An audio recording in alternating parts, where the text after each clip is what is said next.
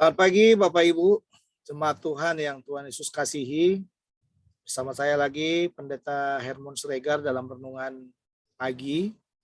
Saya percaya memasuki minggu yang baru ini kita semua dalam semangat yang baru. Mari kita siapkan hati kita membuka Alkitab kita, melihat bagian-bagian yang harus kita teliti dalam renungan pagi kita, yaitu Roma pasal 9 ayat 30 sampai 33, dilanjutkan pasal 10 ayat 1 sampai dengan ayat yang ketiga. Ya, saya baca Roma pasal 9. Demikian firman Tuhan. Jika demikian, apakah yang hendak kita katakan? Ini bahwa bangsa-bangsa lain yang tidak mengejar kebenaran telah beroleh kebenaran, yaitu kebenaran karena iman. Tetapi bahwa Israel sungguh pun mengejar hukum yang akan mendatangkan kebenaran, tidaklah sampai kepada hukum itu. Mengapa tidak? Karena Israel mengejarnya bukan karena iman, tetapi karena perbuatan. Mereka tersandung pada batu sandungan. Seperti ada tertulis, sesungguhnya aku meletakkan di Sion sebuah batu sentuhan dan sebuah batu sandungan. Dan siapa yang percaya kepadanya tidak akan dipermalukan. Saudara-saudara, keinginan hatiku dan doaku kepada Tuhan ialah supaya mereka diselamatkan. Sebab aku dapat memberi kesaksian tentang mereka, bahwa mereka sungguh-sungguh giat untuk Allah, tetapi tanpa pengertian yang benar. Sebab oleh karena mereka tidak mengenal kebenaran Allah, dan oleh karena mereka berusaha untuk mendirikan kebenaran mereka sendiri, maka mereka tidak takluk kepada kebenaran Allah. Saudara-saudara, bangsa Israel adalah bangsa yang pertama kali Tuhan taruh di tengah-tengah dunia ini dan menjadi bangsa pilihan Tuhan yang menyalurkan semua rencana-rencana Allah, khususnya untuk Israel sendiri dan juga untuk bangsa-bangsa di dunia. Tetapi apa yang terjadi, saudara? Tetapi yang terjadi adalah semakin bangsa ini tahu tentang Allah, tahu tentang hukum-hukum Allah, tapi ternyata mereka semakin jauh dari Tuhan. Nah, mereka tidak melaksanakan visi agung yang Tuhan berikan kepada mereka. Bagaimana mereka menjadi berkat bagi bangsa-bangsa. Dan bagaimana mereka menjadi umat milik kepunyaan Tuhan sendiri. Itu tidak terlaksana dalam hidup mereka. Sehingga saudara pada akhirnya mereka jadi jauh dari Tuhan. Tetapi Allah itu penuh kasih karunia. Karena Allah yang penuh kasih karunia itu, dia memberi kesempatan kepada bangsa-bangsa lain yang sebenarnya tidak tahu kebenaran, tidak mengerti kebenaran. Sama sekali tidak bisa membedakan tangan kanan dan tangan kiri. Termasuk kita di dalamnya. Kita bukan Israel, tetapi kita adalah bangsa yang tidak mengenal Allah. Kita bukan Yahudi, tetapi kita adalah bangsa-bangsa yang tidak mengenal Allah, atau kita adalah orang Indonesia. Kita bukanlah bagian dari bangsa pilihan itu. Tapi realitanya bisa kita lihat di dalam bagian ini bahwa ternyata justru bangsa-bangsa yang tidak mengenal Allah itu diberi kesempatan untuk bisa mengenal Allah. Nah, apa perbedaannya? Perbedaannya sederhana, Israel berjuang dengan perbuatannya untuk mengerjakan hukum itu. Sementara dikatakan dalam bagian ini, kita cukup beriman, kita cukup percaya terhadap kebenaran yang ditaruh di dalam Yesus yang mati di atas kayu salib.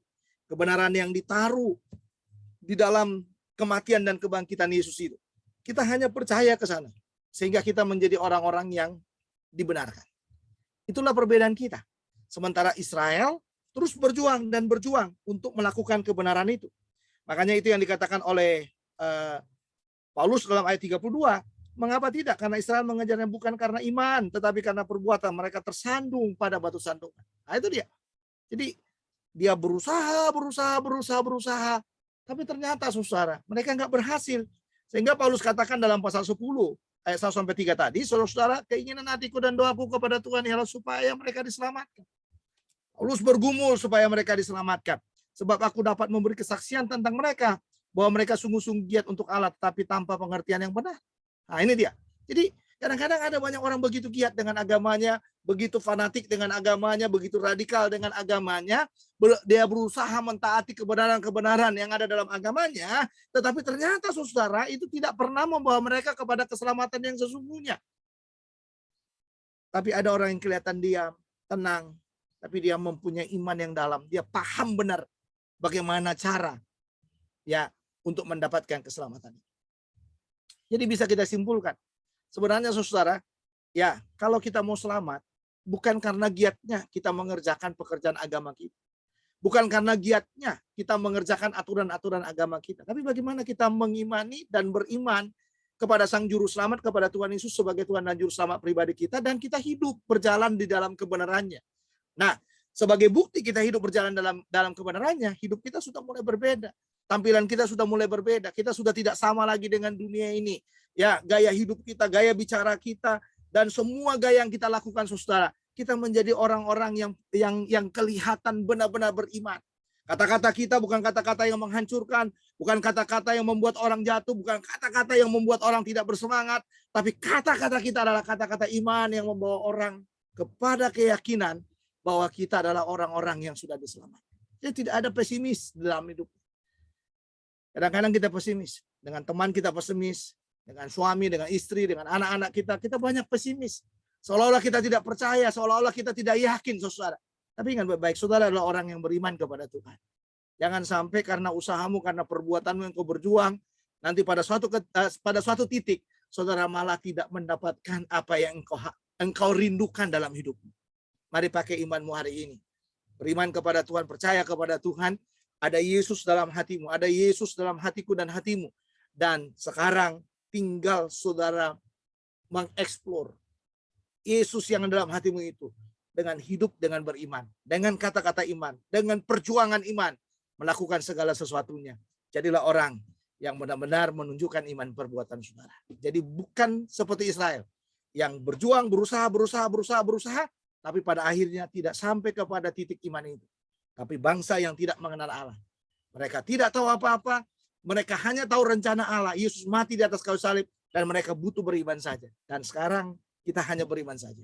Dan kita mendapatkan semuanya. Mari kita mulai lagi hidup pagi hari ini, saudara. Dengan hidup beriman dan percaya kepada Yesus. Melangkahlah dengan iman. Karena dalam Yesus ada kemenangan. Mari kita berdoa. Bapa dalam sorga, terima kasih pagi hari ini. Biarlah kami boleh melangkah dengan iman. Bersama dengan Tuhan. Dan percaya kepada Tuhan. Mengasihi Tuhan sepanjang hari ini. Biarlah kami membangun iman percaya kami. Dengan kekuatan yang baru yang bersumber daripadamu. Terpujilah Tuhan. Dalam Kristus Tuhan kami sudah berdoa. Amin. Selamat pagi, saya undur. Tuhan Yesus memberkati kita semuanya. Shalom.